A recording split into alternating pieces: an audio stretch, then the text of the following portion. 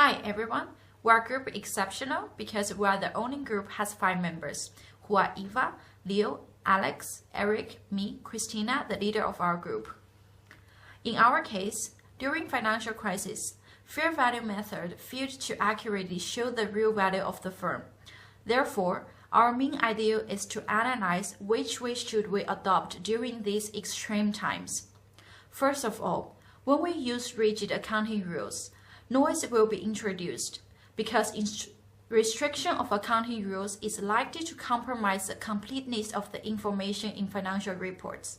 However, too much discretion attained by managers will be biased to accounting data, as we always have incentive to choose preferable accounting rules. It is known that as long as the available for sale securities being sold, they will be recognized in the statement.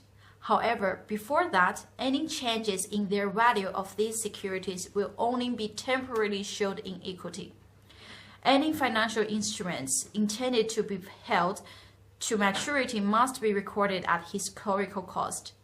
Next, please let Eric tell you some details about what happened during financial crisis. The crisis of 2008, the value of held for trading securities could not be accurately reflected by the market price. So the IASB allowed the fund managers to change the categories of securities from held for trading to held to maturity. This will result in a negative impact on maximizing the benefits of investor, as the investor may make incorrect decisions based on the biased data.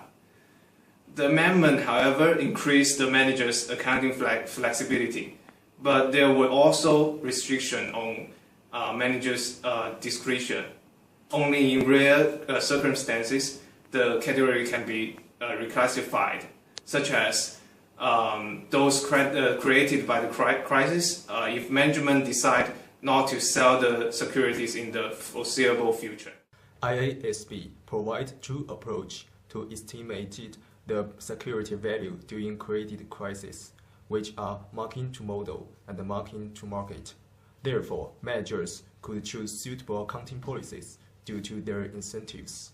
Marking to market is based on market price, which reflects the fair value depends on the market fluctuation. The limitation of marking to market is that the security value estimated by marking to market may be inaccurate due to market inefficiency, such as credit crisis.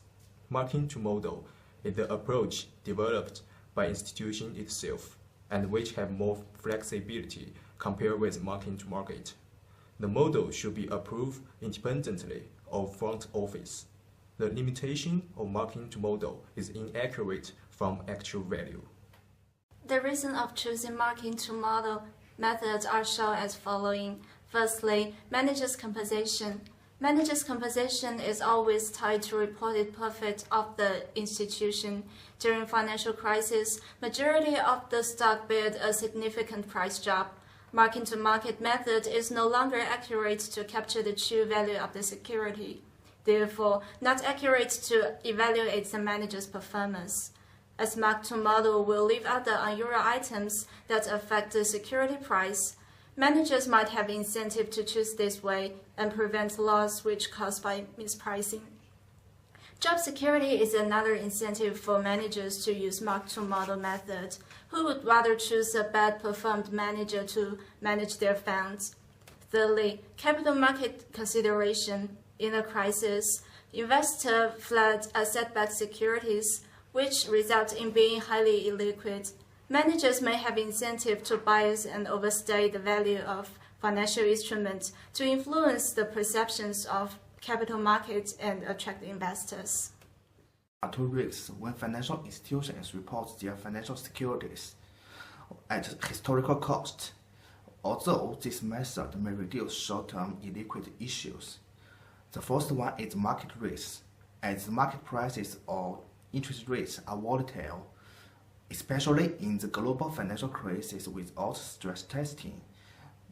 The historical cost cannot associate with the fair value of holding for trading or available for sale securities. The second one is credit risk.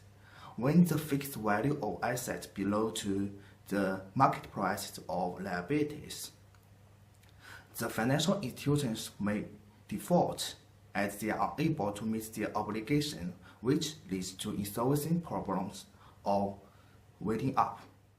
This is all of our presentation. Thanks for your attention.